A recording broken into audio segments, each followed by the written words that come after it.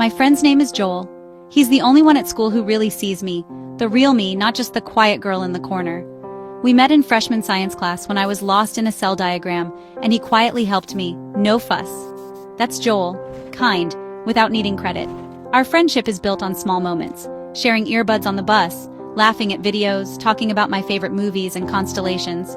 He listens, really listens, and never makes me feel weird for my obsessions. With him, my brain can finally breathe. He's my safe place in a stormy school. Sometimes I wonder what it would be like to be more than friends.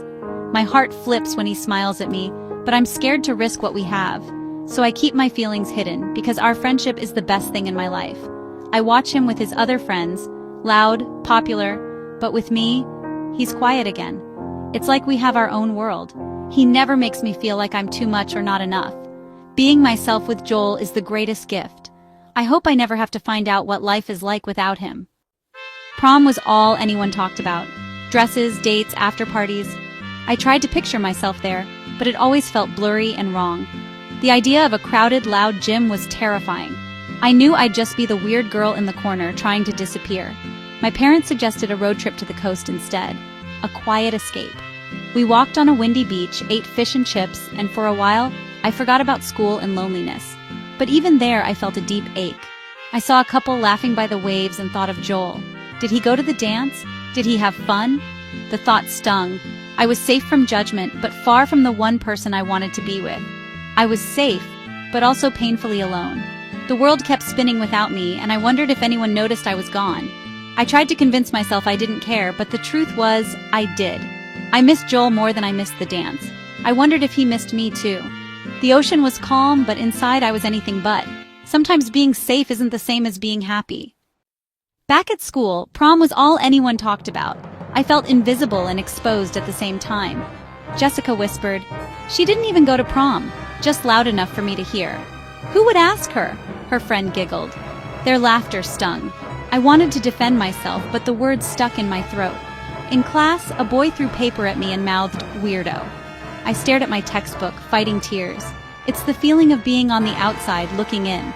Later, Joel asked if I had a good weekend. I just nodded, too afraid to tell him the truth. I wanted to ask if he missed me, but I couldn't. The distance between us felt wider than ever.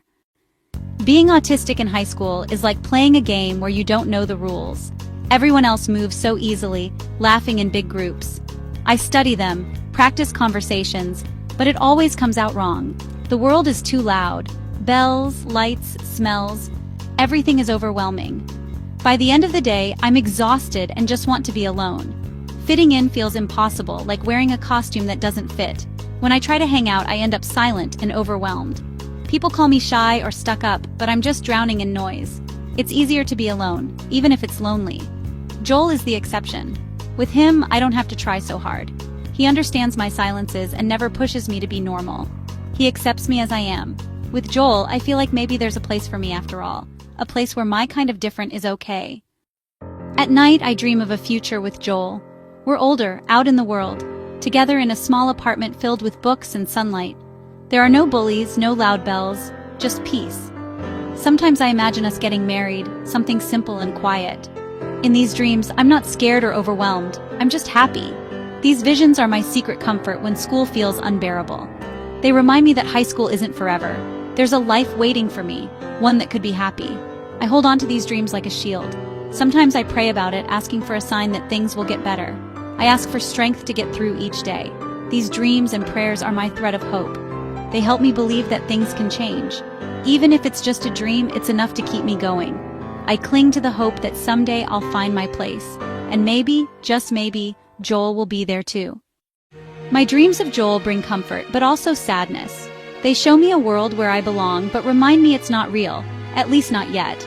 I wake up to the same small bedroom, the same loneliness. The happiness is in the what if, but the sadness is in the what now. Joel talks about other girls, and every time it hurts. I have to pretend it doesn't bother me. The secret of how I feel is a heavy weight. The bullying at school makes everything harder. My parents try to help, but they don't really understand. The dreams are my escape, but sometimes they make reality harder. I'm terrified of what people would say if they knew, so I keep it all inside where it's safe but heavy. I can't keep this all inside anymore.